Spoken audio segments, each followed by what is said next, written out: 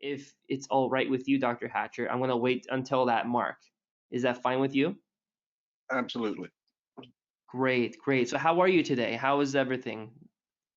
Doing great, just great. So we just celebrated the Declaration of the Bab.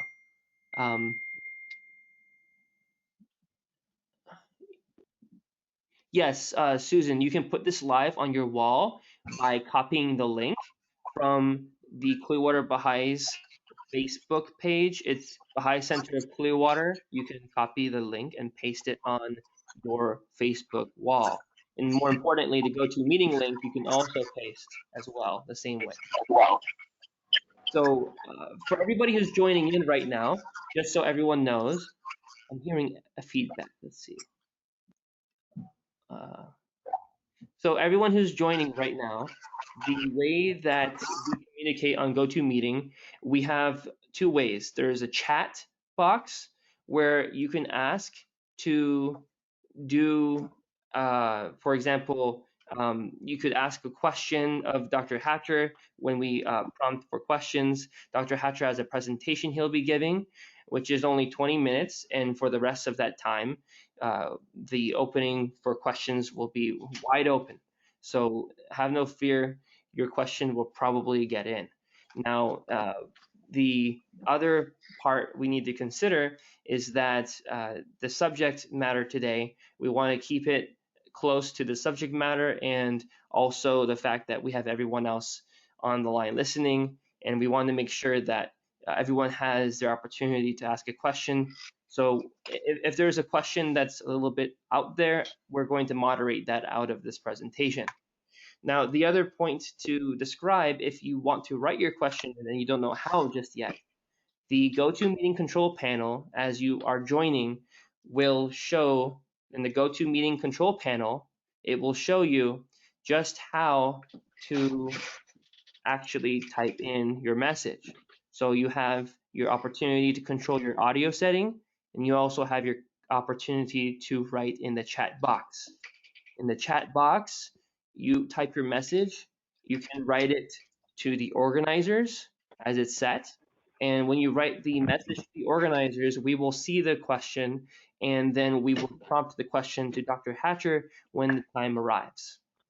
So we greatly appreciate your patience when you write your question in the chat.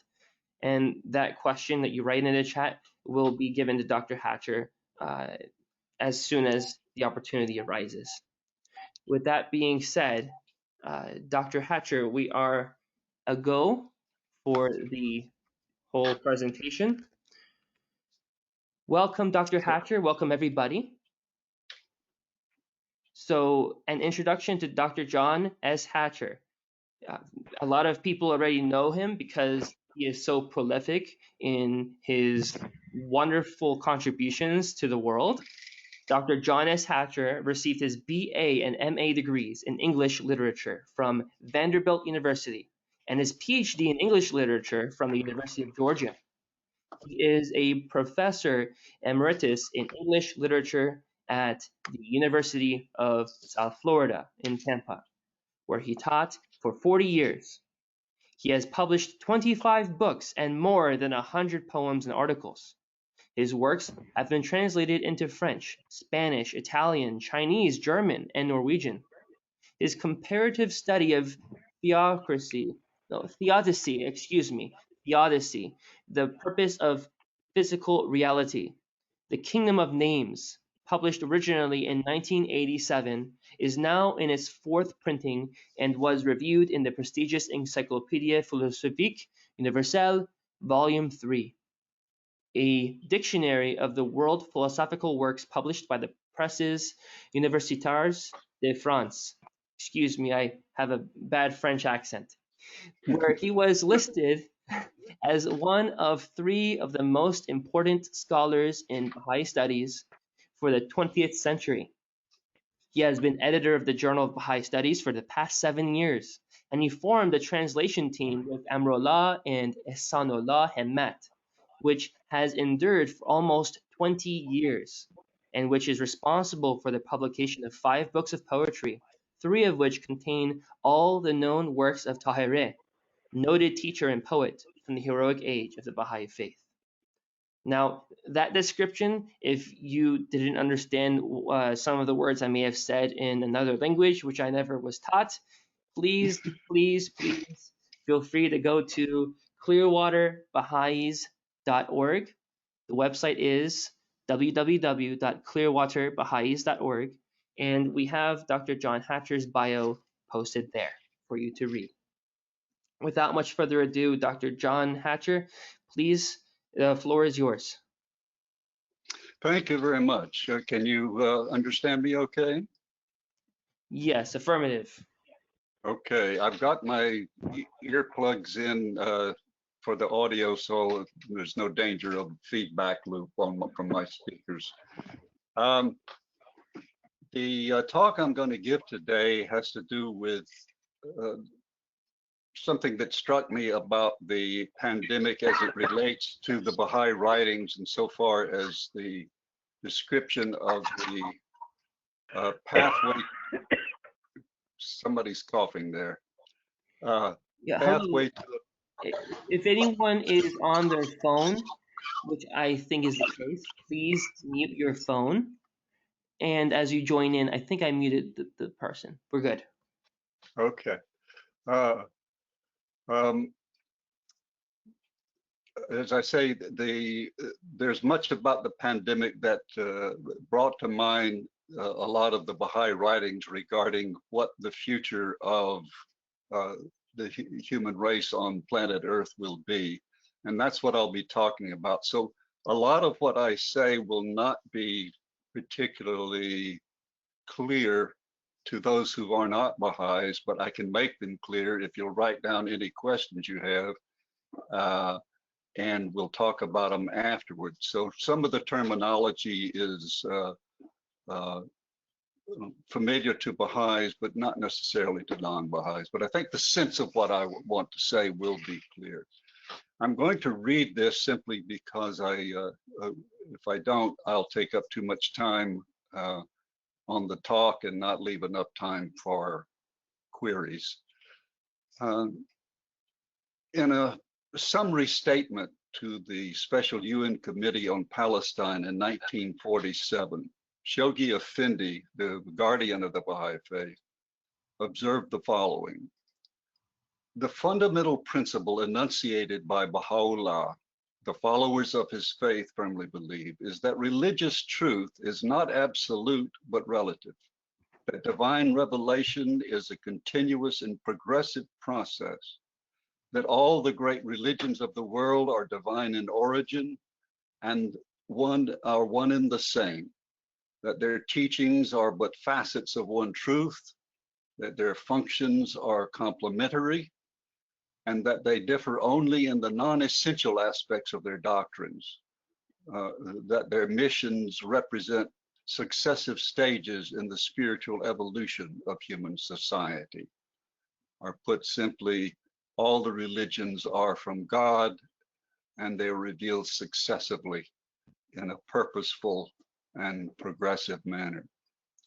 If you know anything much about the Baha'i writings, you are aware that much of the focus in the writings is on the three phases of the history of the planet, which are called by the following terms: the history leading up to the Day of Days, which is the day of the declaration of the Bab, or the beginning of the Baha'i revelation. The history, secondly, the history of the heroic age, the early stage of the Baha'i faith. The first part of the formative age, which is where we are right now. And finally, the stages of the formative age that will lead us to the lesser peace, which itself will be but a pathway that will evolve into the most great peace, which is also called the golden age of Baha'u'lláh in the Baha'i writings. But whether or not we enjoy history and the lessons it has to teach us, we are all of us aware of, excuse me a second, John, I'm hearing, or maybe you're not muted. No, I just unmuted myself. I'm going through while you're speaking and muting people. How Muted. Oh, okay. All right. I just heard something like a little paws of a mouse or something on a piece of paper. But whether or not we enjoy history and the lessons it has to teach us, we are all of us aware of and curious about the present, about where we are in this process of history and what we can do to contribute to the advancement of what the Baha'i teachings say is the glorious outcome of the human story. We are promised it will come in due time. Consequently, if we pay attention, we will notice how the Guardian exhorts us to be students of history, as well as how much of the Baha'i writings focus on the events leading up to the Baha'i dispensation, how much the Guardian talks about the sequential steps of the progress of the formative age, which we are now in, and finally, how exactly the Guardian spells out the structure and the administration of both the World Federation that will characterize the lesser piece. This will be a secular government, but nevertheless a world government, as well as the further changes that will be ushered in with the advent of what the Baha'i writings call the most great peace, which will come in time, which it's also called the golden age of the Baha'i faith, or the golden age of Bahá'u'lláh. So I want to explain why I think we all would do well to become students of history, and especially of history as it relates to where we are right now, which a lot of the world right now is depressed and taken aback by the pandemic and the economic consequences of that pandemic. So I want to do a sort of what Einstein called a mind experiment, a little brief one with you. So if you would play along with me, I want you to use your imagination. I want you to imagine that you have awakened one morning and you don't know where you are. You don't know anything about your past and how you got to wherever you are. And you have no idea of what is going to happen to you in the future. So you got that, you're in a room and you're awakening there. No sense of past, no sense of where you are, and no sense of what's going to happen to you. This is the condition in this, what I call a nowhere room, is more or less where the vast majority of humankind abide today, collectively. Of course, we know where we are insofar as our particular lives are concerned, but insofar as where the history of humankind is, most people are clueless about the actual past, insofar as an accurate reading of that past, and where we are in a process. I'm still hearing someone talking. Someone just talked. For the purposes of the recording, I don't know if you can get that out or not. At any rate, unless we, as Baha'is or non-Baha'is, are attentive to the guidance we have been given by the Guardian and presently by the Universal House of Justice, we may not be in much better shape. And let me explain what I mean by that, because this is an important, even if it is an uncomfortable truth. If we know much, again, about Baha'i history, especially if we have systematically studied the sequence of study books called the Rui Institute books, we understand something about where we are in the course of human history on our planet. And while the bulk of historians view history as a resulting from the motive force of a struggle for power,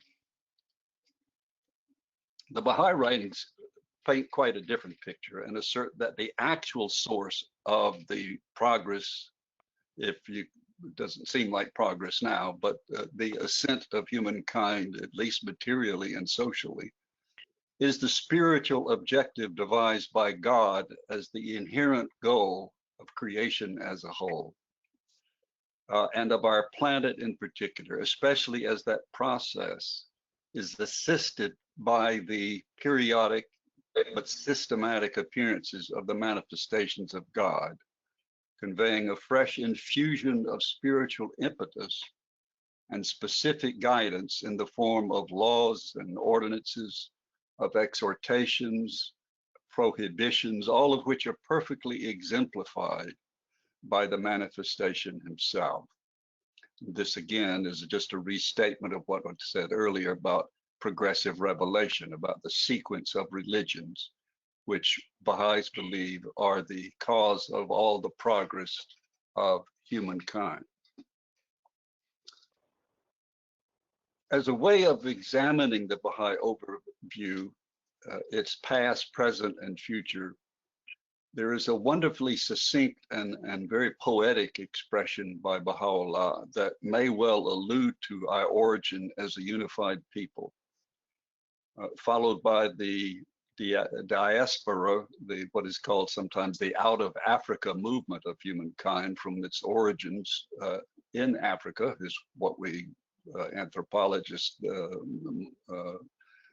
for the most part agree on, where we originated. And finally, the reunification of humankind after we have populated the planet and are coming back together, the beginnings of which we are now experiencing, the beginnings of that reunion, if you are.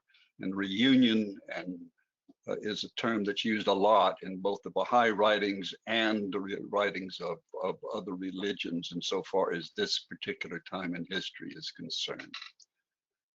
It's sometimes called the Day of Days, the time of judgment, and so on. And by judgment, we feel is meant judging our ability to understand what has happened and to make it work. So here is the passage that I was talking about, this poetic passage by Baha'u'lláh, talking about how God created us as one, and then we became dispersed, and then we came back together. I testify that no sooner had the first word proceeded through the potency of thy will and purpose out of his mouth, and the first call gone forth from his lips, then the whole creation was revolutionized, and all that are in the heavens and all that are on the earth were stirred to the depths. Through that word, the realities of all created things were shaken, were divided, separated, scattered, combined, and reunited, disclosing in both the contingent world and the heavenly kingdom entities of a new creation, and revealing in the unseen realms the signs and tokens of thy unity and oneness. Through that call thou didst announce unto all thy servants the advent of thy most great revelation and the appearance of thy most perfect cause. Our second view of history in the like the individual in the nowhere room is what the Baha'i teachings have to tell us about where we came from, both in the distant past and with regard to those events that began with the revelation of the Bab, who announced the advent of Baha'u'lláh, and the end where we presently are right now. So here's the Baha'i view of history. This overview, of course, concerns all the writings that speak of the religions of the past and how gradually, one dispensation at a time, humankind was educated and enlightened about both the material world and its wonders and about the spiritual world and its wonders, as well as our own essential reality as human souls, human spiritual beings operating through an associative relationship with our bodies. What is more important in this regard is that we can learn more about the true reality of those religions in the Baha'i text than we can by turning to the scholars and followers of those religions who still fail to understand, or at least resist accepting, the divine logic of this progressive revelation, as well as the continuity of the plan of God for this planet and those of us who abide on it. A third aspect of Baha'i view of history as regard the individual us in the nowhere room is that all the authoritative texts have to tell us about where we are right now. So another aspect of Baha'i history is its very explicit description of what we are experiencing, including the pandemic, right at this moment. So it gives us all the history leading up to this point, where we are now. So let me describe a bit. For the peoples of the world, even the stalwart believers and followers of other religions are probably tremoring with understandable fear and consternation about what seems to be the ostensible collapse of human civilization, in spite of everything we seem to have accomplished materially. We as Baha'is know through the authoritative writings very specifically where we are, and even more importantly, where we Baha'is are in relation to God's major plan. And the major plan is God's overall plan for planet Earth, namely that the Earth will become one country, one community, unified and operating very propitiously. And the particular part we must play is also described, how we help in assisting humankind to go to the next stage.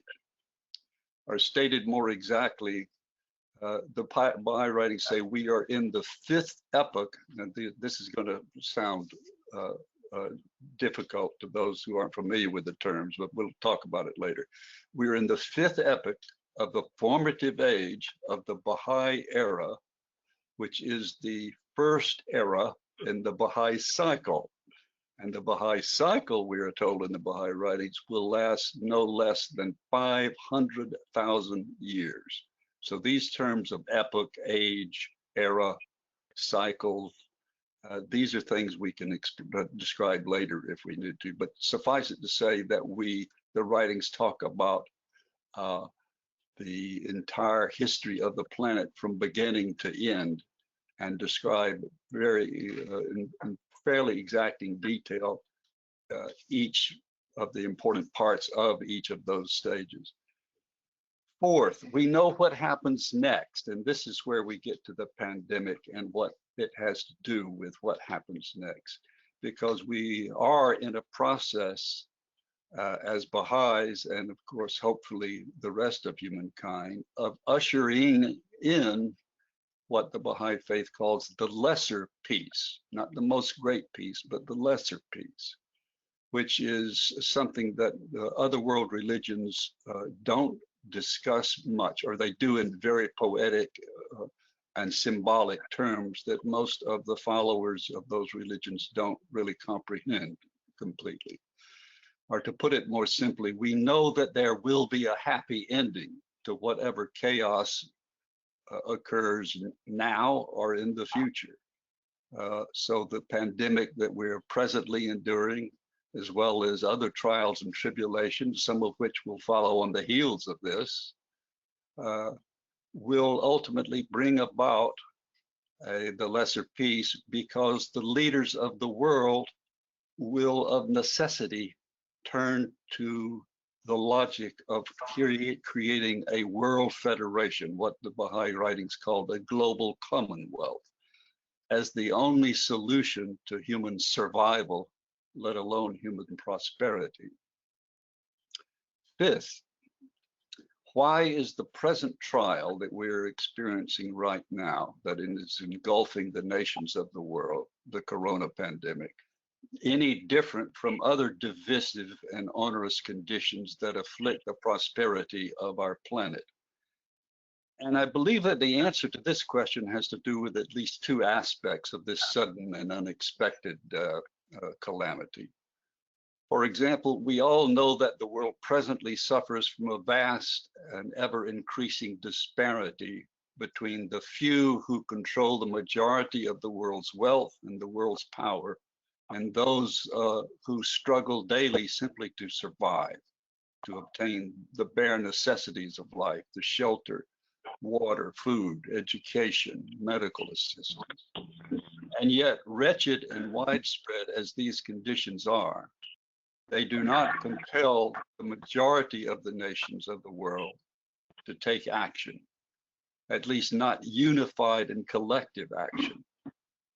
Second, the world engulfing crises, such as the pollution of our natural resources of air, water, food, while also global in nature, are not yet of sufficient magnitude to cause those who are in power and who have the wealth and control of the world to focus their attention on maintaining personal wealth and switch to something else because the status quo is precisely what they desire. Response to the pandemic, however, is something that has come up that can't be ignored by these few. In the course of a couple of months, it has dominated every conversation, has dictated what we can and cannot do on a daily basis, and has, through fear of contagion, united people as no other cause or ideology or even military force could have done, at least not right now, and not so completely or so quickly.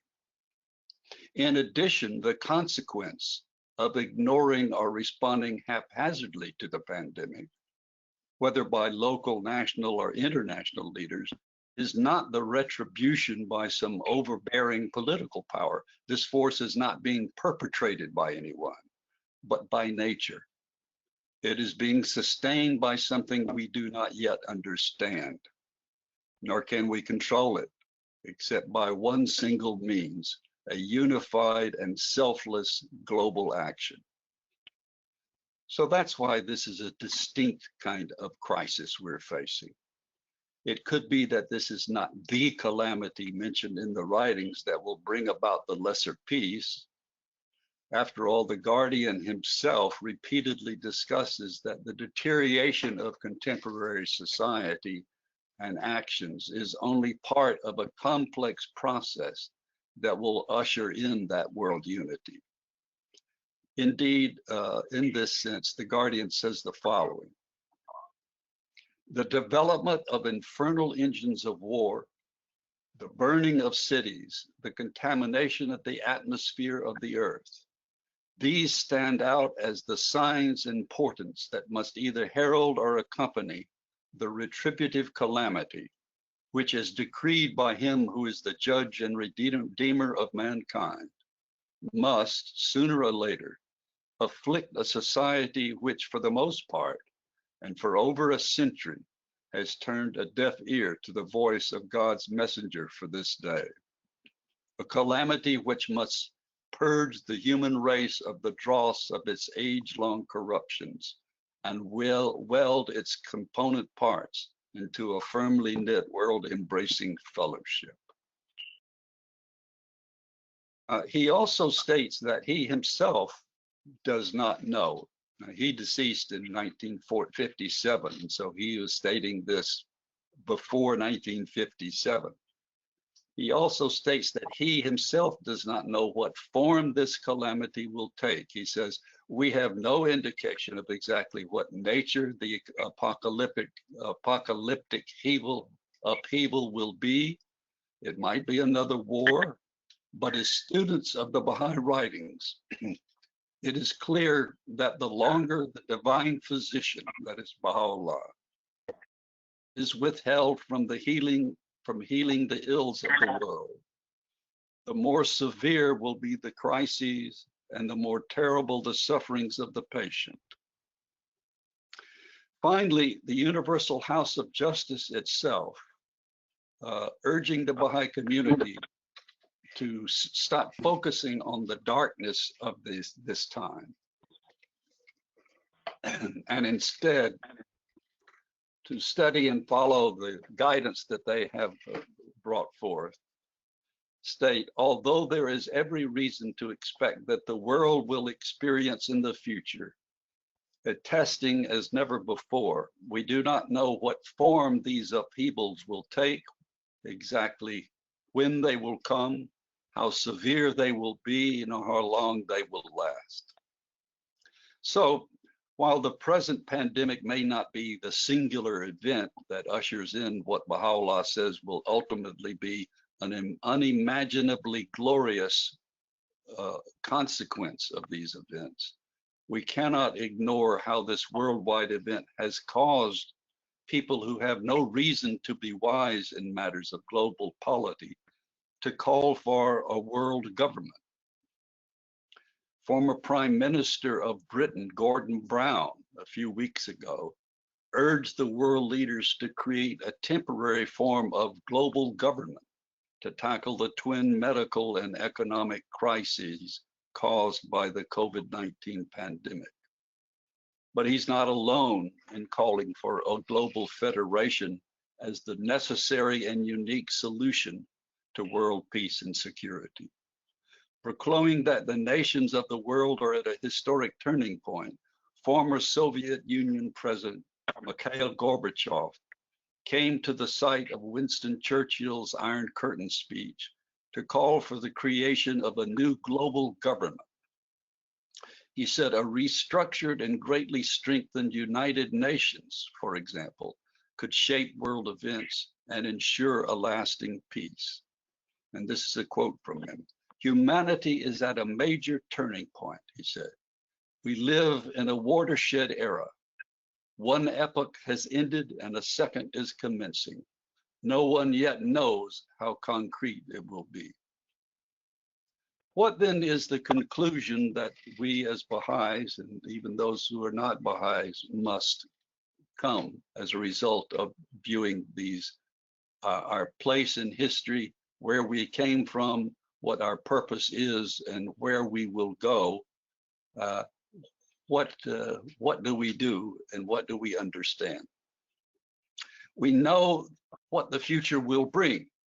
Ultimately, the Baha'i writings assure us we will have first a secular world government, which will ultimately become a spiritual enterprise.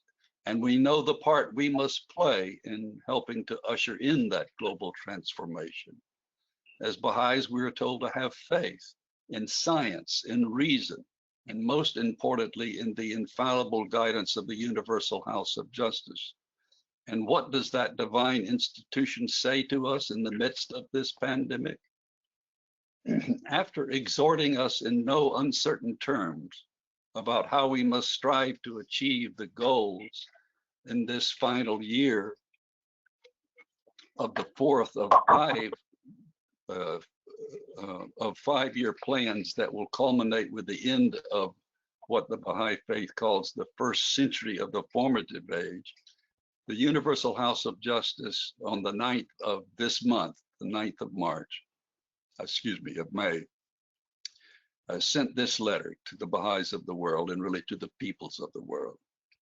It is not possible to foresee the extent to which this pandemic will influence the movement towards unity among the nations. But there is no doubt whatsoever that for the endeavors of the Baha'i community, the months ahead will be consequential. Indeed, it could hardly be otherwise. This final year of the final plan in a series spanning the final quarter of the formative age will seal the foundation upon which will rest the next series of global undertakings. It is the concluding act in a captivating drama whose end is yet unwritten. Well, I threw a lot at you, but mostly it was a view of the Baha'i concept of where we are in history, how we got here, what is going to happen, and how we can help bring about the positive results of what will happen, but also affirming that where we are is not comfortable. It is not meant to be comfortable, but we're meant to learn from it. Okay, I will now attempt to answer any questions you might have. Attempt being the operative word. So John, if you would feed to me any questions that you think might benefit the audience as a whole, I'll be happy to respond as best I can. Absolutely. Absolutely. So the first question is in respect to where you think the trajectory is, given that these next coming months themselves are so consequential, given that the world leaders have effectively spoken to deaf ears as to this creation of a mechanism to stop the problem, yet increasingly isolationist and nationalist agendas to do exactly the opposite. What is, in your opinion, the trajectory that we are going now as a Okay, I understand. First of all, when I say the next few months, what the House of Justice is referring to is that, and this again is in a Baha'i context, which a non-Baha'i would not understand. The Baha'is of the world have a very exact administrative order, and the highest institution of that order is the elected members of the House of Justice. And I was quoting when I was talking about the coming months, that was reading from the letter of the House of Justice. And what it's referring to is the coming months in a plan that they devise. In other words, we're always under a plan of, okay, here's what we need to work on here, because the ultimate vision of where we are going, both as Baha'is and non-Baha'i, the world is going, is world unity. Now, what the questioner is getting at is that we seem to have suddenly gone from the celebration of globalism, which was all the rage about 20 years ago up till about 10 years ago, and then suddenly it started reversing, and so that we are going back to nationalism and isolationism and so on. So what that phrase was referring to is what Baha'is must do to continue their goal of building communities around the world to form what I like to call the skeletal framework for the future. And that is to have a structure which is independent of, at the present, governmental structures, because Baha'is are not involved in party politics, nor do we join political parties, but instead try to build spiritual communities, not as devices or vehicles for proselytizing, but to actually build healthy communities around the world, aware of each other. So the faith is the communications for the around the world is the Baha'is have access to what's happening everywhere in the Baha'i world. And so the questioner then asked, what do it basically is asking, what do I think will change the very negative things that have happened, not just the pandemic, but that has caused the isolationism and blaming, where instead of all the countries getting together to solve this problem, each seems bent on accusing the other of having started it. Each wants to keep its own equipment. I mean, so you have Brazil, which is denying doing much of anything, but it's in terrible shape. You have, well, I don't need to, you see it on the news every day. You know what's happening. And the same thing is true within the United States. for example, where you'll have each state is in a different condition regarding the pandemic.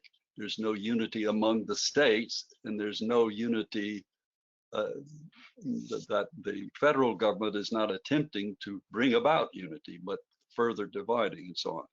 So I'm sorry, I'm babbling, but so what will change?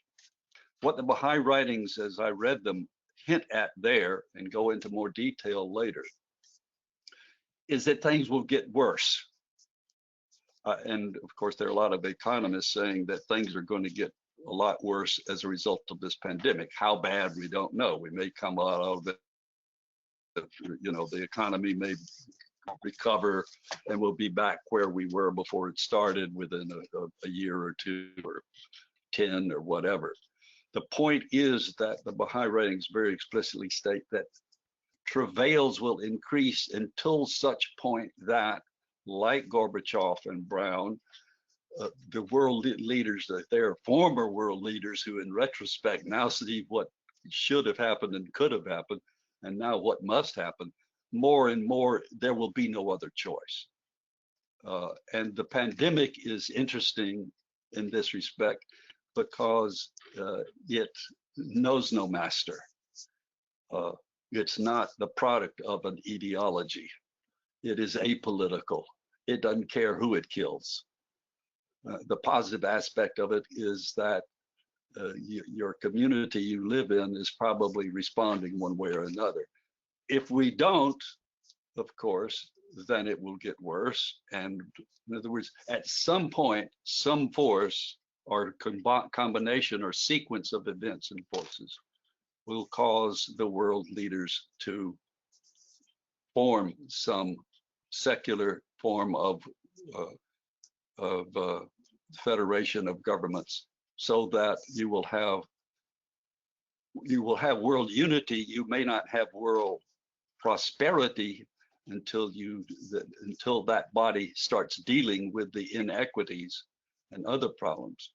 One way I like to put this, and then I know I've talked a lot, so I'll put it to an end here. One way I've always liked to think about this is, and it's a very trite analogy, but it works. You don't break the laws of justice any more than you can break a physical law. So if you try to break the law of gravity, you're going to find gravity will win every time. Every time you jump off that building, you're gonna die. Well, the same thing is true with social injustice and injustice against our planet, the way we have with plastic in the ocean, poisoning the air, and so on. You can violate these laws, but the law stands. The law says you hurt nature too much and nature will kill you. The same thing is true with, you have too much inequity, and ultimately those who have not will take over from those who have. And of course, that's what the whole communist movement, the idealistic part of it, was about 150 years ago. Okay, I've talked too much on that. Anything else? So there was a question related to the subject you brought up, and this is from Mr. Gilbert from Florida. The question is, what roadmap do you envision in the political unification of the planet? Now, I remember a quote that was mentioned by you, that was cited by you, excuse me, where we talked about the end of corruption being one of the ways that is necessary for this to be accomplished. How do you envision this political unification and also tackling that corruption that we so widely see around us becoming worse and worse?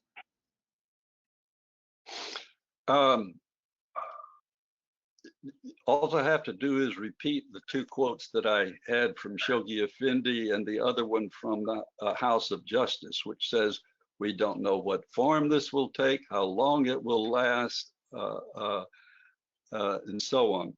And so who am I to outguess what they themselves admitted they don't know? So exactly what path I don't know, but broadly we do know. And in fact, there is a passage that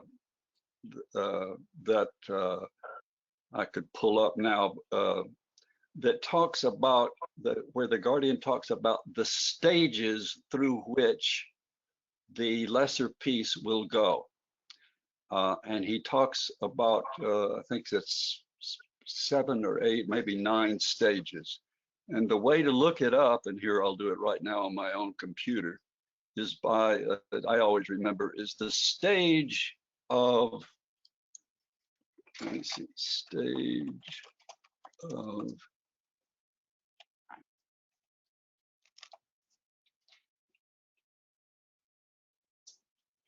I'm forgetting the word here. Let me see if I can look it up anyway. Starts with an E. I think it's in the Citadel of Faith. Stage of. Are we talking about the 7 candles of unity? That's one question from the audience that's, I think, apt. Hold on one second. Stage.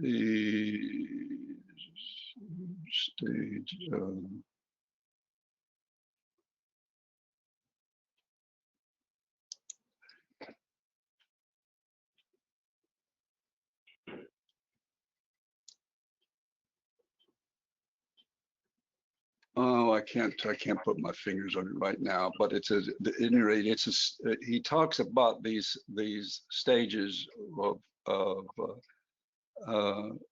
so I do have a question that follows up on this that I think you should answer. It's 2 questions, but I'm going to combine them. The first part was, would secularism be a stepping stone to the unification of mankind? And is the divestiture, the departure from religion, is it a prerequisite to that unification of the planet? Say the second part of that again. Is the divestiture and departure from religion, is that a prerequisite to the unification of the planet? Well, that's already occurred, and it's occurring more and more, but I don't know that it can get much worse. I mean, where you have science is seen as anathema by the people of faith, you know what I mean? And so on. So you have this schism between science and religion is now at a point where it's just absurd and laughable if it weren't so horrible. But what was the first part of the question about the secular? Yeah, the first part was about secularism being a stepping stone to the unification. Oh, okay. Yeah, it is. It is in this sense. The writings. There's one part in the Baha'i writings that is misunderstood, from my opinion, in the World Order of Bahá'u'lláh by Shoghi Effendi, where he gets the schema for the government that will most likely be formed as the secular form of the world government. And so the Baha'i writings assure us that the first stage will not be the result of anything the Baha'i faith does. It will come about out of pure necessity. And so, yes, you could say to a certain extent that secularism in its crudest form or negative form, that is society without any sense of religion or faith or belief or spirituality or spiritual virtues as a prerequisite for unity. You will have, in other words, just strategically, it's got to happen. But as I say, you can't segregate spiritual law from physical law. All right, let's put it this way. Spiritual law has the same weight or effect as physical law. So even secular, purist, humanist, secularist will ultimately see the unwisdom of having this great gulf between those who have power and substance and those who don't. They will have no other choice. So in that sense, yes, secularism has both caused the problem and will also, it will be a secular, it'll be a logical result of secular thinking that will cause this first unification or stage of unification to take place. Now, of course, the Baha'i writings say there's a lot we as Baha'is can do to help lessen the travail that will be experienced because of this process. And so that's what we are busy at work with now, is trying to create a framework. And you have, of course, this term framework for action throughout the Baha'i writings or the guidance, that we're trying to create a framework for a fallen humanity, so that when all else fails, say everything fails, you have the Baha'i administration is still there, and the Baha'i concept of community governance, and so on is still there.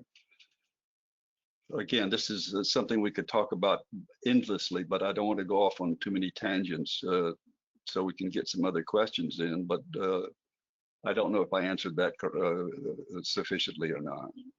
Well, I think it leads into this other question. It's from two people, and I'm going to be combining them for ease. The question was, and this is from Alex from St. Pete Beach over here in Florida.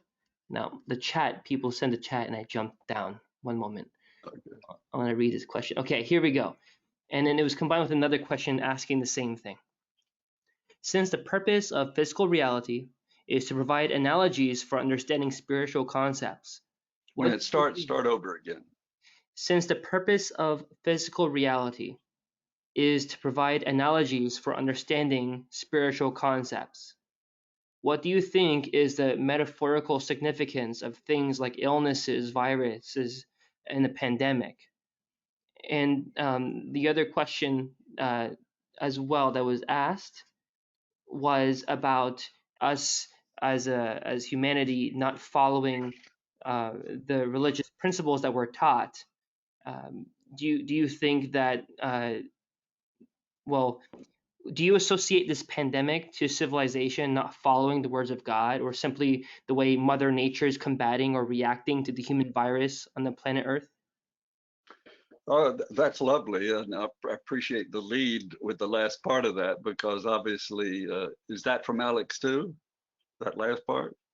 No, as I said, I combined two questions. Oh, okay, yeah. No, the pandemic is a great metaphor, isn't it? That it's almost like, because this is something I had thought of as well. We are like the virus. Humankind has become the virus that's killing the planet, and so the planet's fighting back.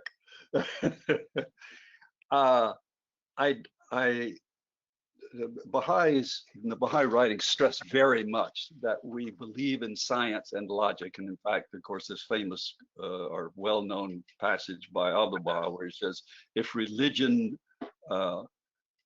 does not follow the standards of science, then it simply becomes superstition and a leap of faith that has no basis, and ultimately it will fail. And so we believe very much in science and logic. And so logically, obviously, we don't believe that the pandemic or any other ailment is sent by God for the purpose of retribution or something like that. It is the natural consequence. In other words, so how can we in any way say the pandemic, by looking at the pandemic, we should see what we have done that's wrong? Well, I think we could sit here and brainstorm, and if we had enough time, we could get in a circle and brainstorm. What have we learned from this in the form of spiritual and social virtues? Well, we said one of those at the very beginning: unity. We become isolated, nationalistic, And this is showing us that, hey, we could have stopped this thing right up front if we had all been unified at the beginning, had a unified health system. The World Health Organization had the full support and so on. China had not, if it did, try to hide the extent to which this thing was unfolding. And if everyone else had accepted, the World Health Organization stepped in, okay, everybody, here's what's happening and here's what you need to do. It could have been stopped immediately. And of course, that's what happened in a couple of countries. It happened for the most part in New Zealand. South Korea did a pretty good job. So if you could take the model from those, you'd say, okay, it shows us what we could do if we had followed the guidance of Baha'u'lláh, who 150 years ago wrote to the kings and rulers of the world and said, you need to form a world government. If you do that now, you will have world peace immediately. If you don't, world peace will still come about because it's the natural sequence of this planet that it will naturally become that. It's sort of like, if you will, an acorn's going to become an oak. You can retard its ability to do that by not giving it enough water or whatever, and its growth can be stunted or so on. But the destiny of the planet is that it will become a world civilization. And again, I could go into this in a lot more detail, but you could almost say that, this phrase, the Goldilocks position of planet Earth in relation to the sun, and we're looking for other Goldilocks planets that might also have produced human life. Once you have a planet capable of bringing about human life, then you have its natural destiny is to become unified. It's the logical outcome, and that logical outcome, we believe as Baha'is, is assisted by the spiritual empowerment of that outcome by the assistance of God sending teachers to help it along. So it's going to happen. So getting back to the question, what can we learn from this? 1,000 things. I'd say the need for unity is one. The need for the sharing of science. Again, we could rattle off probably 20 or 30 different things we should have learned. How are we responsible for it? We're responsible for it because of, as I say, because we weren't prepared as we should have been. There were, and I don't want to get political, but the previous United States administration, for example, had foreseen this and had done things to prepare for it. That is the possibility or likelihood of a pandemic.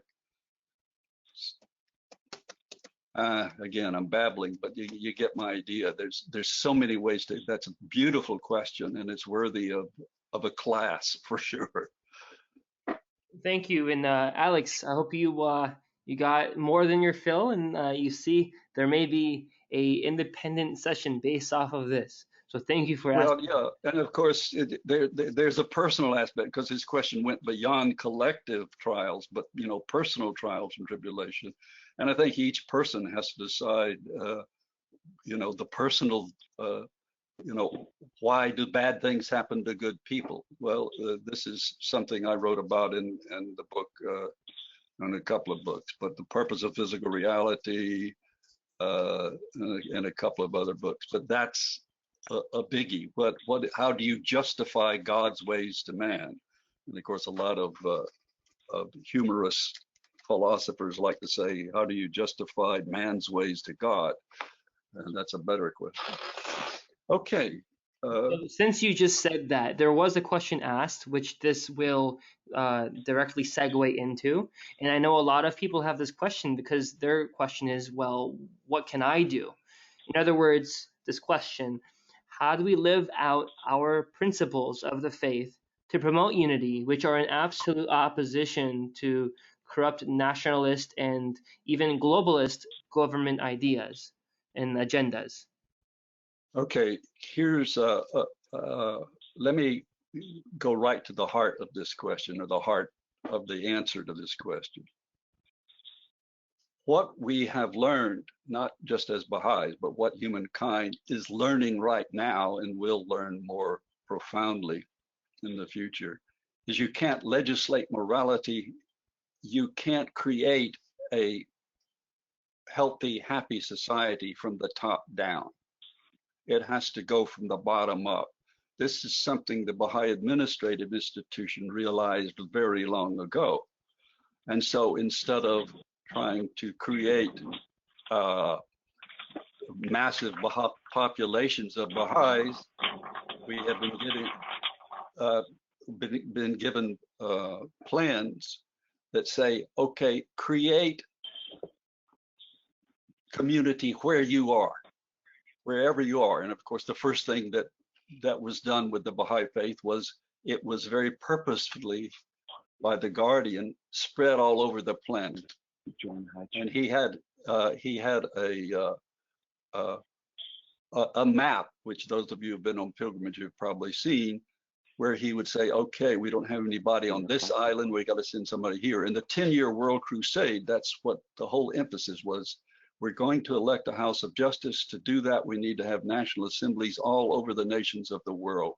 Until we have that, we don't have the pillars to uphold the foundation, or the pillars that will be the foundation to uphold the ultimate or supreme institution of the House of Justice. So what the House of Justice now has done is say, okay, we can't legislate, impose this. We've got to build it from the ground up.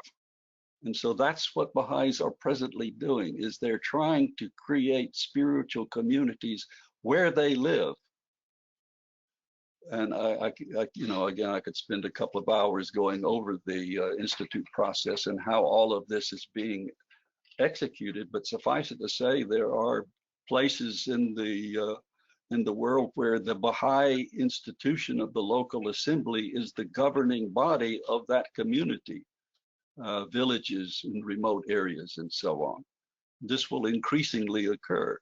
And in fact, the stage of that I was trying to remember is stage 6, and it starts with an E, and I still can't remember it, is a stage in which, in the lesser piece, the administration of the secular institution, the secular government, will combine with the Baha'i institution, which will be parallel to it up until that point. Establishment, I just remembered the word, the stage of establishment. If you look that up on Ocean, put quotes around it if you want to do it quickly, you'll see the various stages of the lesser piece that the Guardian describes. The stage of establishment will be when these two governmental structures will combine.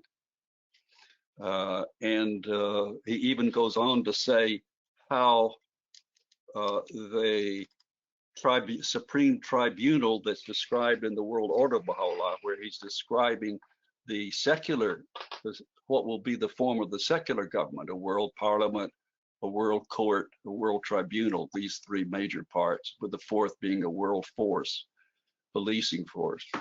He said that when this stage of establishment occurs, the Supreme Tribunal will merge into the Universal House of Justice.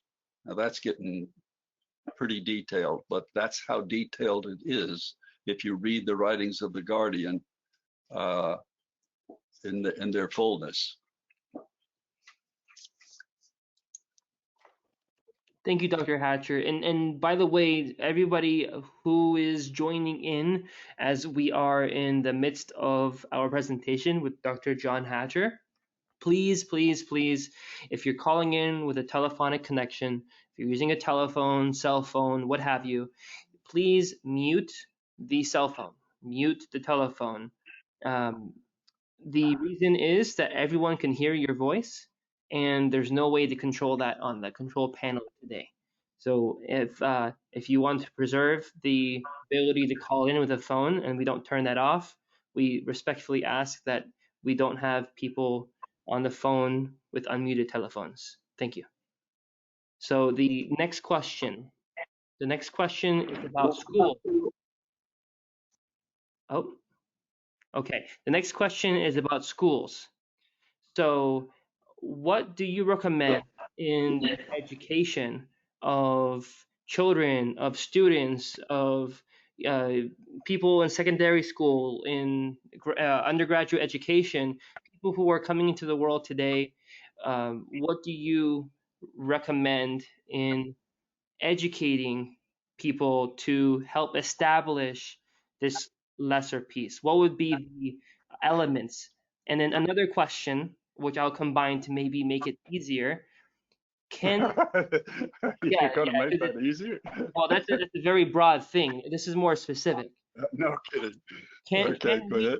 Can we use common ethics as a backdoor to spiritual revelation based ethics to be more acceptable to the common man without actually mentioning religion? All right. I want you to repeat that question, but before you do, since I went to the trouble to find it for everybody, the passage I was trying to find, the stage of establishment, is in Messages to the Baha'i World, 1950 through 57, page 155, and it says the following. Could you repeat the source again, and I'll type that in as well? Yes, Messages to the Baha'i World.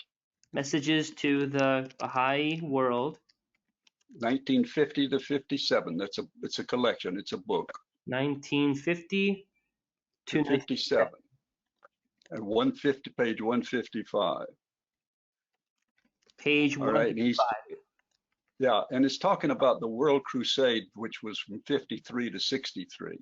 And he says, the present crusade on the threshold of which we now stand will, moreover, by virtue of the dynamic forces it will release and its wide repercussions over the entire surface of the globe, contribute effectively to the acceleration of yet another process of tremendous significance, which will carry the steadily evolving faith of Baha'u'lláh through its present stages of obscurity, of repression, of emancipation and recognition, stages one or another of which Baha'i national communities in various parts of the world now find themselves, to the stage of establishment, the stage at which the faith of Baha'u'lláh will be recognized by civil authorities as the state religion, similar to that which Christianity entered in the following the death of Emperor Constantine. Now, so I said that wrong before. This is not the stage where the two will dovetail, become one. This is the stage where it will be recognized as the religion of that world, of that secular government. It will not become the government. He says, and that's another place where he says that. Now let me go back to education, because we all need education. And the question was, how do we create an education that will not impose, the sense of it I got, will not impose religion, but will still effectively enable the student to do what was the rest of it? To assist in the establishment of the lesser peace. To be an active participant, to be a protagonist rather than an antagonist. Yeah, I presume this is referring to what can we do at the local level in educating others, because, yes, like especially. Yeah, because I mean, you know, yeah, I presume when you'll have an international government, you'll have an international education oversight body that will try to secure a decent education for everybody, and that curriculum, of course, will probably evolve over centuries. So that everyone has access to something decent. What you do at the local level depends exactly or precisely on where you are, where you live, what the conditions are. If you are in a place where there are decent school systems and you can work through the school, participate in the school, so on, that's fine. My wife and I homeschooled our children because we, for a number of reasons, but the main one was that they weren't getting a good education in the public system. And it was more like, forgive, I mean, the education system tries the best it can to do what it can, depending on where you live. But it was a negative experience. Even socialization, which we also think education is good for. But when you can't talk unless you raise your hand and you have no free time to assemble together and so on, there's not much socialization going on. So we decided to homeschool our children and then have them socialize by avocations outside school, such as sports, arts, and other places where people can get together, where that's the sole reason for their getting together. Hit me again with some aspect of the question I didn't respond to there. So for those who may run schools in general, just people who are in the education system, what can they introduce to assist in establishing that lesser peace? Depends on whether they're in a public or private school and have the ability to shape their curriculum. The fact is that, of course, we all know the problems in public education, teaching for tests or teaching to test, that education, you know, forgive me, but it's in the public system is just, it's not the fault of the teachers, it's the fault of what the goal of education is seen to be, which is to send you to the higher level, which will send you to the higher level after that, which will send you to a vocation where you can make money and have the golden dream of American materialism. And so materialism has infested that too. Insofar as what you could, you know, I can't answer it in any specific sense because if you are a teacher in a public school, you have no say-so in what you teach or how you teach, not much.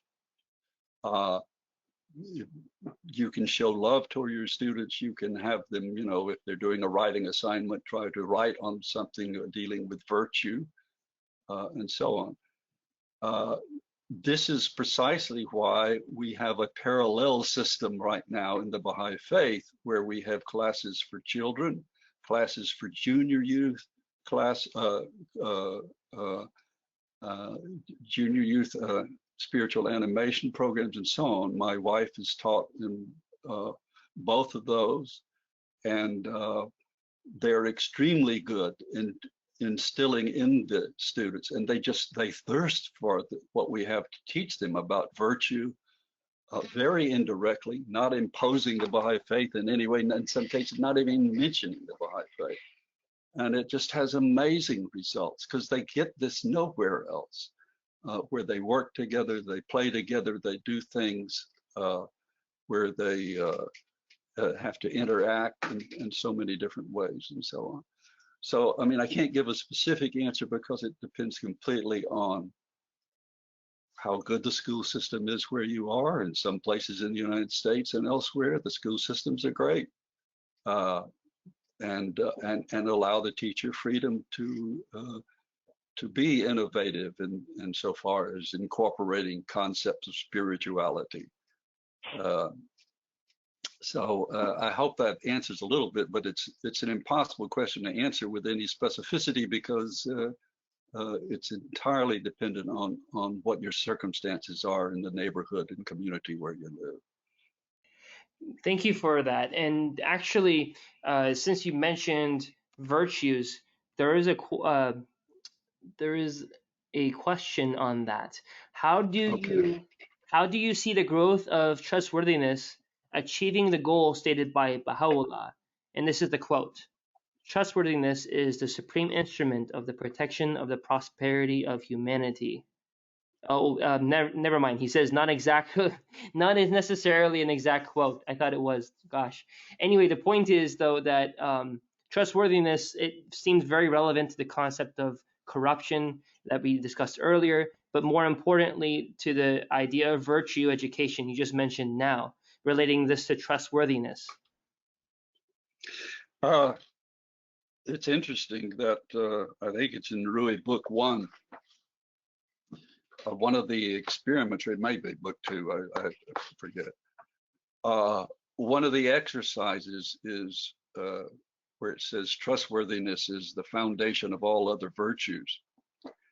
And you say, why would that be? And you do a mind game again, a mental exercise where you ask each person to write down or think about what change would you experience on a daily basis if everybody just had this single virtue, just this one.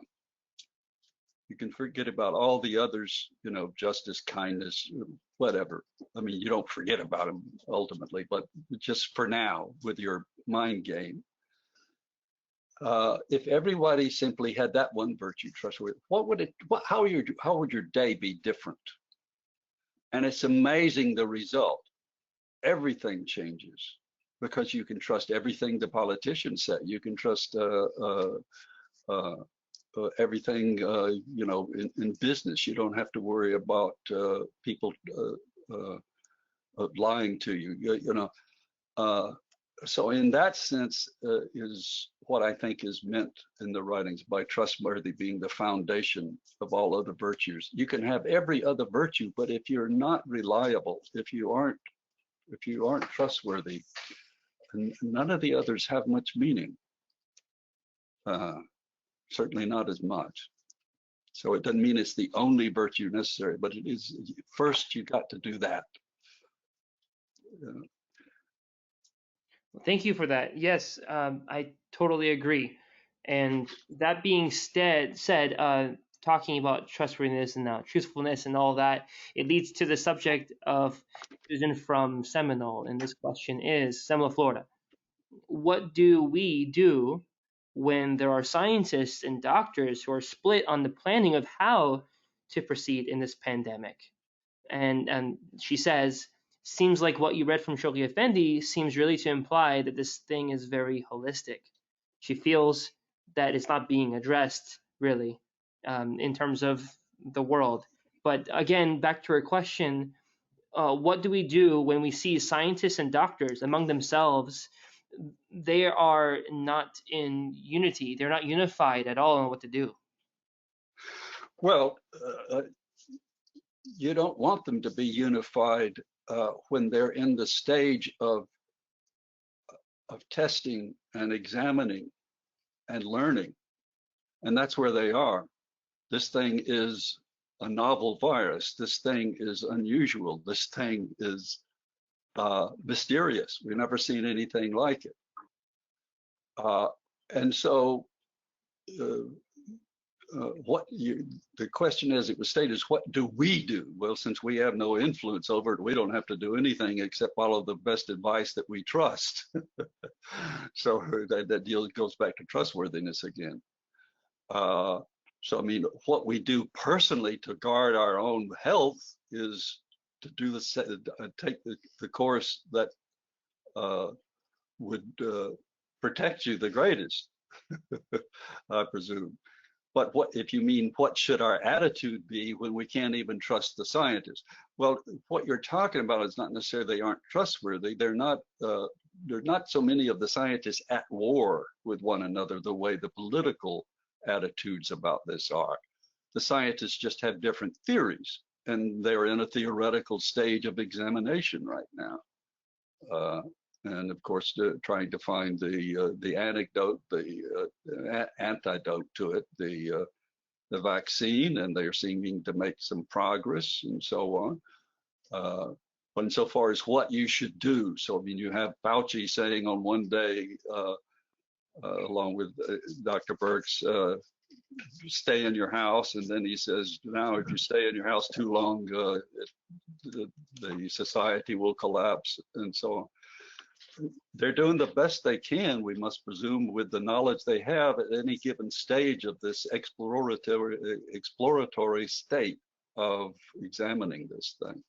I don't know if that answered the question, but in other words, what do we do? I think the intent of the question is, what should our attitude be if we can't even trust the scientists? And our attitude is the best we can. We trust the most trustworthy person that we can find, and so far as what we do with the pandemic, we follow the best advice that seems, so since I'm elderly and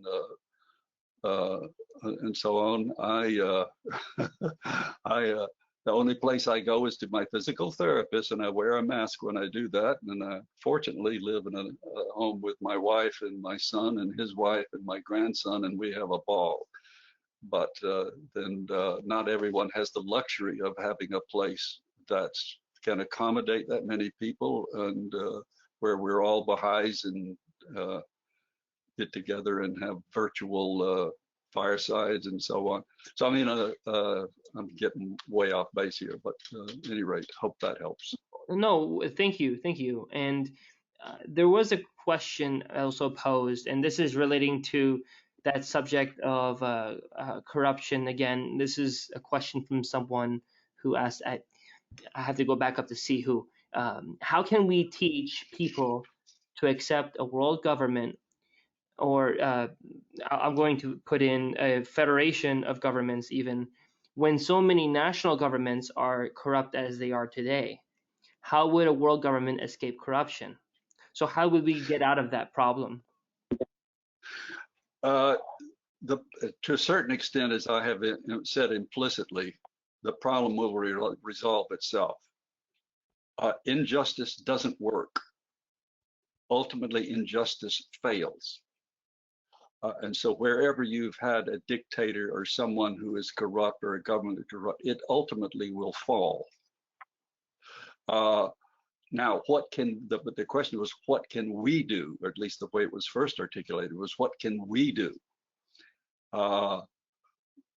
As Baha'is, we work within the tools that are given us, which are creating community where we do have a say-so and we do have control over our lives to the extent that we have what control we do have.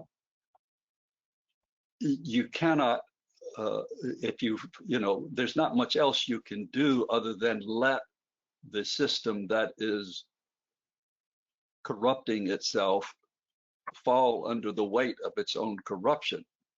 This doesn't mean you should not, or that you should ignore what you can do as a citizen by writing your congressman or whatever to exhort them to vote for a bill or to consider these things about world unity. But you can't impose it. If you impose it, the only way you can impose world unity is with a power sufficient to do that, which means you've just created another dictatorial power. So power won't do it. That's why you take this indirect method that Baha'u'lláh says, since you've rejected doing it voluntarily, let's do it involuntarily. Let's go through chaos until you see the wisdom of what I've said in the first place. So the thing about spiritual principle is, as I say, is they're based in logic, and they are the best way to do something.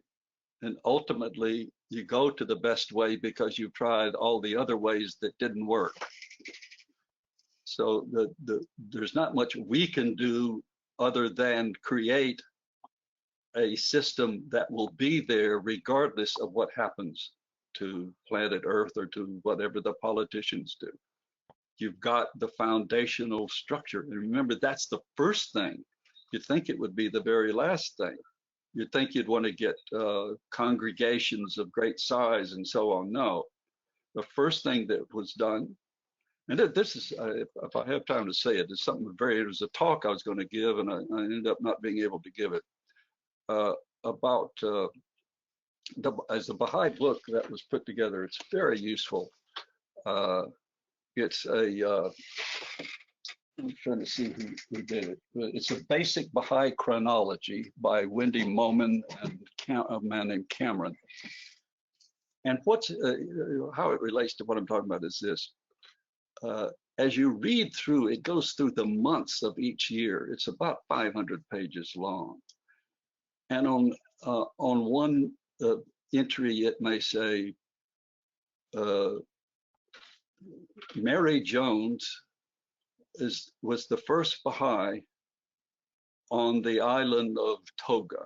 Okay, she wasn't, but let's presume she was, because I don't want to go open the book right now.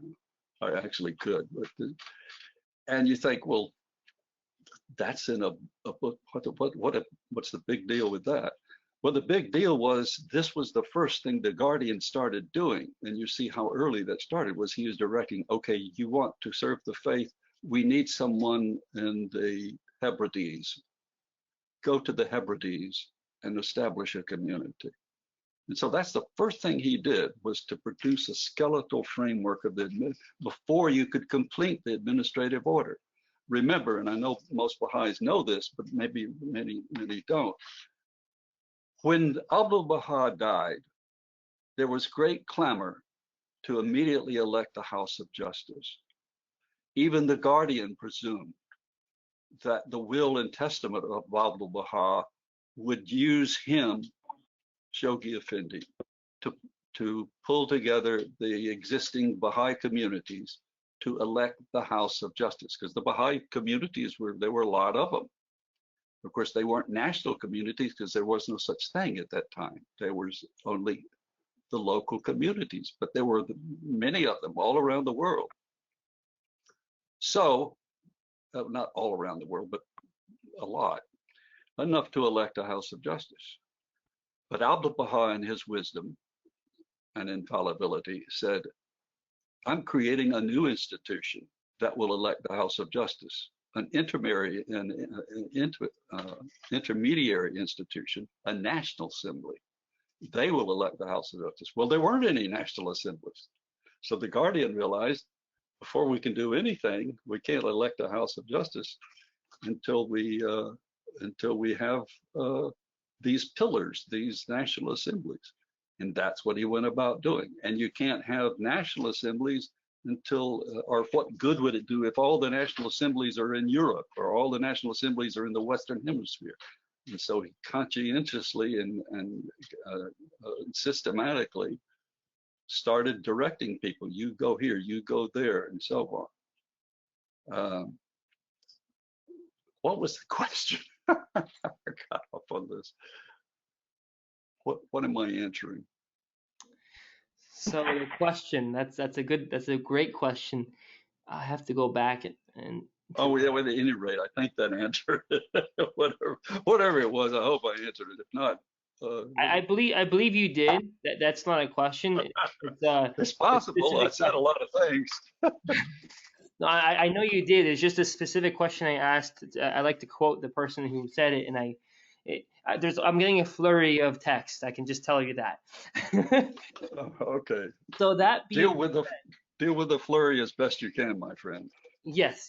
So I do want to pose this question, since it's a mixture between what gentleman Barmak Kusha said. I don't know where he's from, and a mixture from Jeremiah. I'm going to combine them two together for you. Well, Barmak Kusha, you may be interested in knowing, is an epidemiologist who lives in the Tampa area, and is writing an article, which you better get to me pretty soon, for this coming issue of the journal, which will be on the pandemic, the Journal for Bahá'í Studies.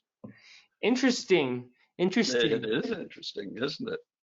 Yes. So for everybody who's listening, you now have a sneak peek as to one of the works that will be published very, very soon in the Journal for Bahá'í Studies. The organization, the Association for Bahá'í Studies, is an association that is open for people to join. It is a very, very prolific organization where people like Dr. John Hatcher have made phenomenal contributions, and this is weaving in the writings of the Baha'i Faith, but it is scholarly works, and these scholarly works. Yes. The journal, by the way, is available. You don't have to join. You can download all of the articles from the past issues as well, and it's been around for more than 35 years. You can download them online as PDF files by simply going to the Association for Baha'i Studies website, and you will see, as you go in, you will see the journal and you will see past issues as one thing. And so when this issue comes out, this will be the spring summer issue, you'll be able to see and the whole issue is dedicated to the pandemic. And in fact, the talk I just gave you will be part of the introduction to that issue. So that will be, when it's done, it will be online and available to download, or you can buy it if you want the hard copy. Now, I'm sorry, go ahead, John. No, that's amazing. Thank you for sharing that. We appreciate it very, very much.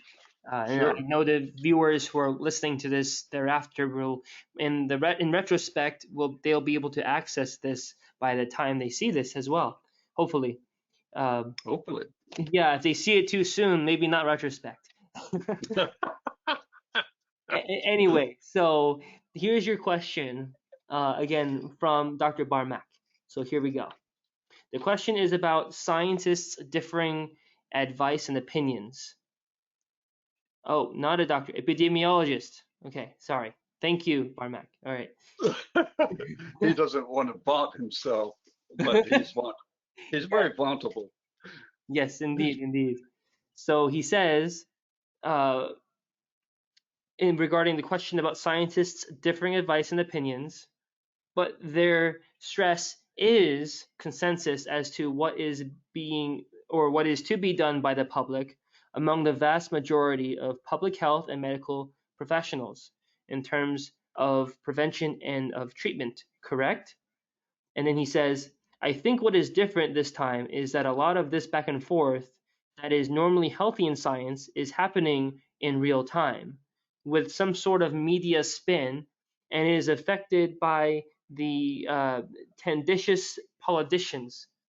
What do you think of that, Dr. Hatcher? And he also made a amendment. He says, in real time and in public. Yeah, the last part of that is very important, and that is normally all this is going on in JAMA or in or the Lancet. I'm talking about medical things. JAMA being the Journal of American Journal of the American Medical Association, and the Lancet is the UK version of the same thing. They're both journals that deal with articles on research. But usually this is all going on in the background, and you'll have theories and then competing theories. And if you remember this very important quote from the Baha'i writings, and it is very subtle but extremely important, and it has to do with consultation and everything else. And it's very simple. It says, from the clash of differing opinions, the spark of truth will emerge. That's not the exact quote, but it's essentially that. And it doesn't say the clash of people, the clash of ideas, the spark of truth. And so you want this discourse going on. And as Barmak has said, the guidance from the medical establishment is clear. They've been quashed and toned down for political reasons, but I have no question in my mind about what should be taking place right now, anywhere. Again, if you want to follow example, just listen to what the Prime Minister of New Zealand says and does, and follow her, because she's become more or less a political saint in the world of politics. She's an amazing woman. What she did with the shooting in Christchurch, the Muslims, how she responded to that and how she responded to the pandemic. And she is so beloved and so smart and so selfless in a way.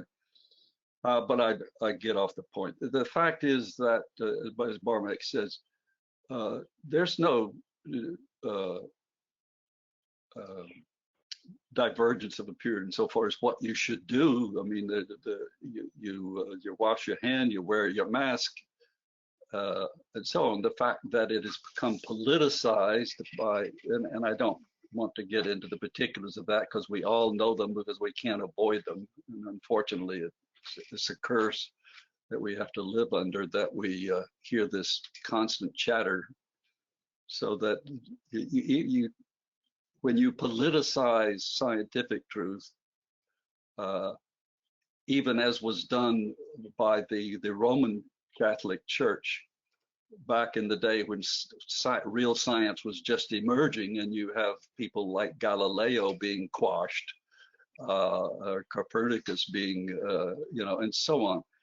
That's the same kind of political thing where you have special interests trying to shape truth. True science wants to discover the truth about reality, and that's all they're interested in.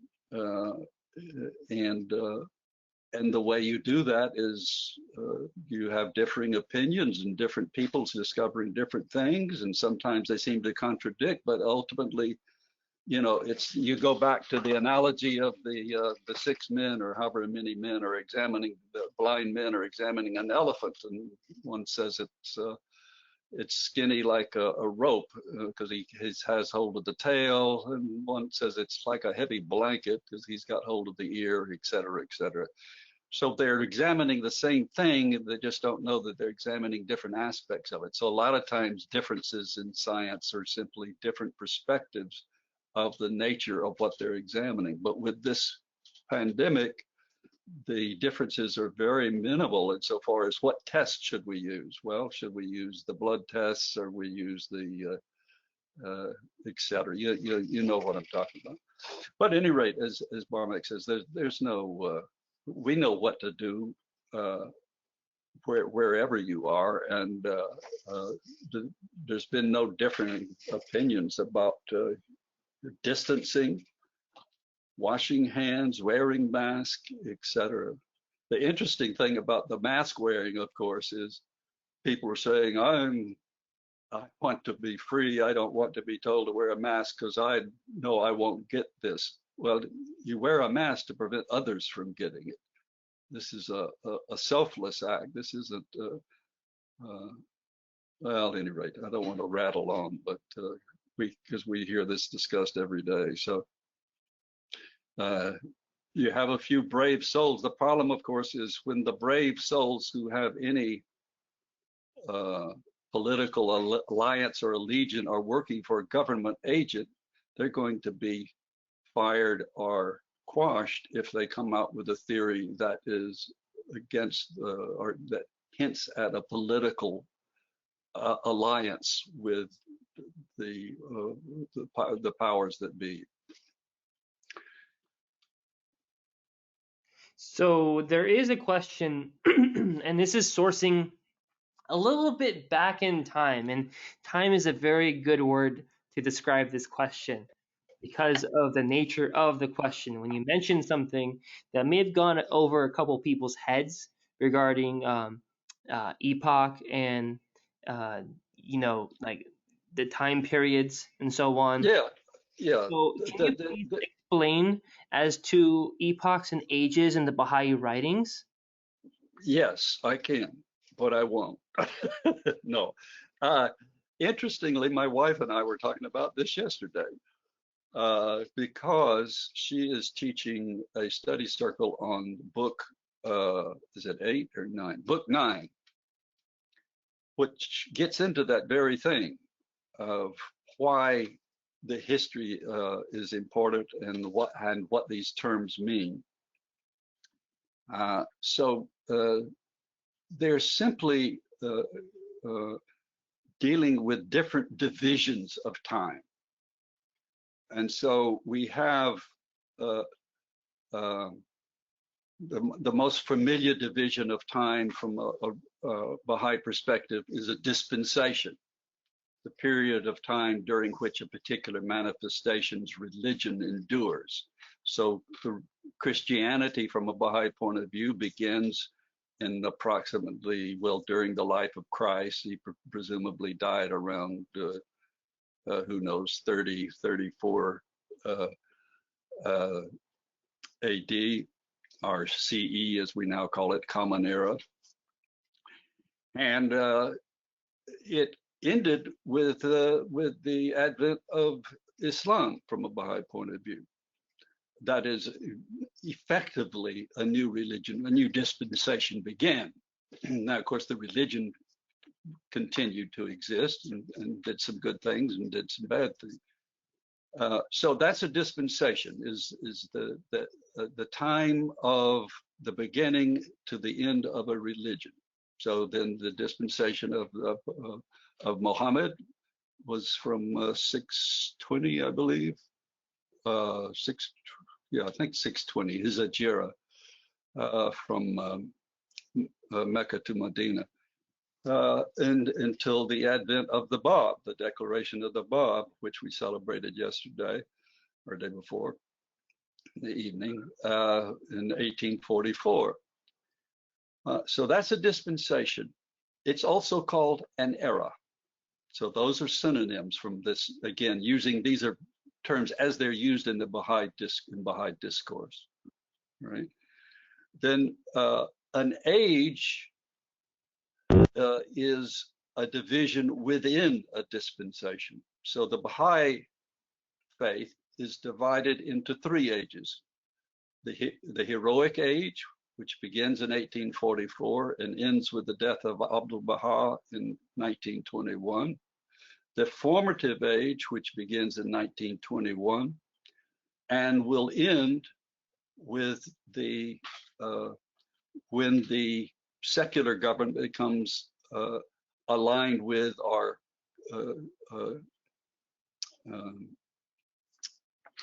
I forget, my word just failed. But at any rate, when it becomes one with the spiritual administrative order, and that will be the beginning of what's called the Golden Age, or the Golden Age of Baha'u'lláh.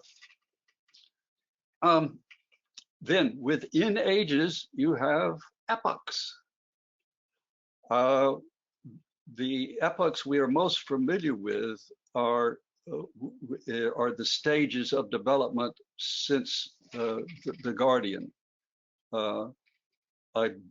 As I recall, they are. I don't have them in front of me. There's in book 9, there is a chart showing the different epochs and ages. I mean, different epochs in the Baha'i faith, what years they were, what was accomplished during them, and so on. There's also a book by Paul Lample, which goes into even more detail. It says, what were the goals of this particular plan in this epoch? So you can go into teaching plans. So you've got then the dispensation or era, and then within the dispensation, you've got ages. Within the ages, you have epochs. We're right now in the 5th epoch of the formative age of the Baha'i faith, the Baha'i dispensation. Then you go larger than dispensations, you get periods called cycles. And so the so-called Adamic cycle, or prophetic cycle, began with the prophet Adam and ended with the coming of Baha'u'lláh, with the Declaration of the Bab in 1844.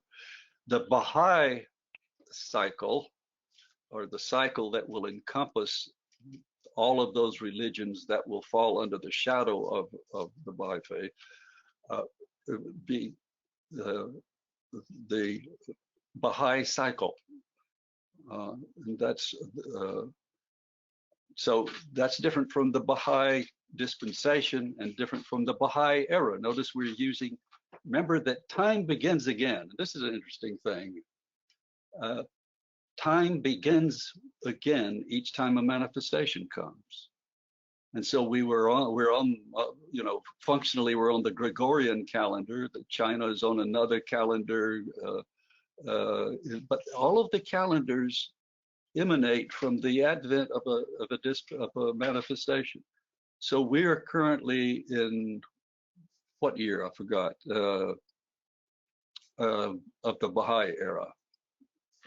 Well, it began in 44. Somebody get out a calculator if you don't have a calendar with you. But at any rate, whatever 220 minus 1844 is, that's the year we're in the Baha'i era. But of course, we'll start counting again when another manifestation comes, which we're told will not be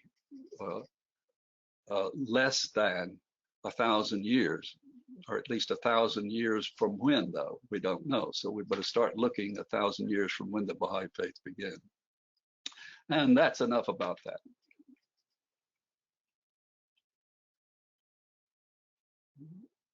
Thank you so much, Dr. Hatcher.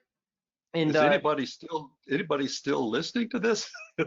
yeah, you have on GoToMeeting alone, you have like around we had like around, I think 70, went down to 50. Okay. Well, why don't we end this thing in about 15 minutes at the most then? But the year, just reminding, it's around 177 BE, I believe.